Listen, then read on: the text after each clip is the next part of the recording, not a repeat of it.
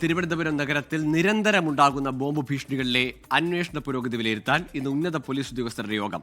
Commissioner ഓഫീസിൽ നടക്കുന്ന യോഗത്തിൽ സേനയിലെ സൈബർ വിദഗ്ധർ പങ്കെടുക്കും. ഇതുവരെയും ഭീഷണിയുടെ ഉറവിടം കണ്ടെത്താൻ കഴിഞ്ഞിട്ടില്ല. മനീഷ് മെഹ്വാലുണ്ട് വിശദാംശങ്ങളുമായി തിരുവനന്തപുരത്ത് നിന്ന്. മനീഷ, മുമ്പ് ഡൽഹിയിലും സമാനമായി വലിയ ഭീഷണികളുണ്ടായിരുന്നു. അതിൽ ചിലത് സ്കൂളുകൾക്ക് നേരെ തന്നെയായിരുന്നു.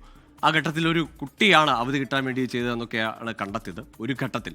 പക്ഷേ കേരളത്തിലേക്ക് വന്നാൽ നിരന്തരമായി സർക്കാർ സ്ഥാപനങ്ങൾക്കെതിരെ മുഖ്യമന്ത്രിയുടെ ഔദ്യോഗിക വസതിക്ക് നേരെ വരെ ഇത്തരത്തിൽ ഭീഷണി ഉണ്ടാകുന്നു, പരിശോധന നടക്കുന്നു.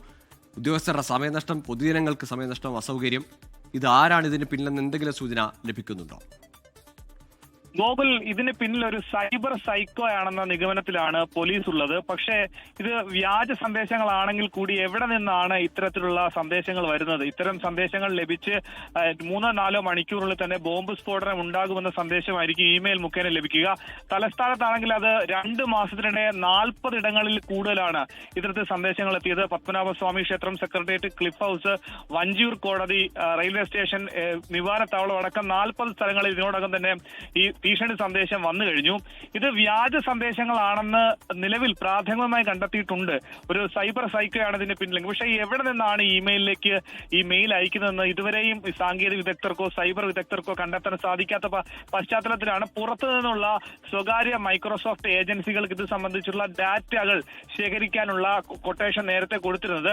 അത്തരത്തിലുള്ള കരാർ ആദ്യഘട്ടത്തിൽ ചില കമ്പനികൾക്ക് കൊടുത്തിരുന്നുവെങ്കിലും അതുമായി ബന്ധപ്പെട്ട വിവരങ്ങൾ തേടിയെടുത്ത് നൽകാൻ ഈ കമ്പനികൾക്കായിട്ടില്ല.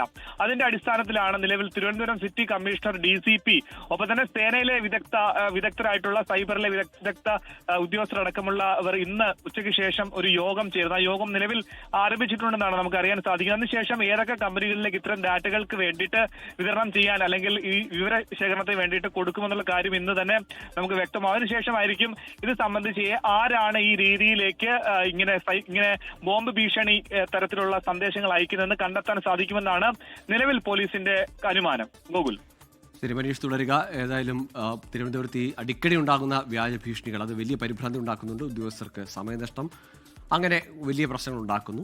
ഏതായാലും കണ്ടുപിടിക്കട്ടെ ആ പിന്നിലുള്ള സൈബർ സൈക്കോയെ. ലോകത്തെവിടെയായാലും ഏത് സമയത്തും 24 വാർത്തകളും ഓഗ്മെന്റഡ് റിയാലിറ്റി പാക്കേജുകളും എക്സ്പ്ലെയിനറുകളും വിശദമായി കാണാൻ ഞങ്ങളുടെ യൂട്യൂബ് ചാനൽ നിങ്ങൾക്ക് സബ്സ്ക്രൈബ് ചെയ്യാം.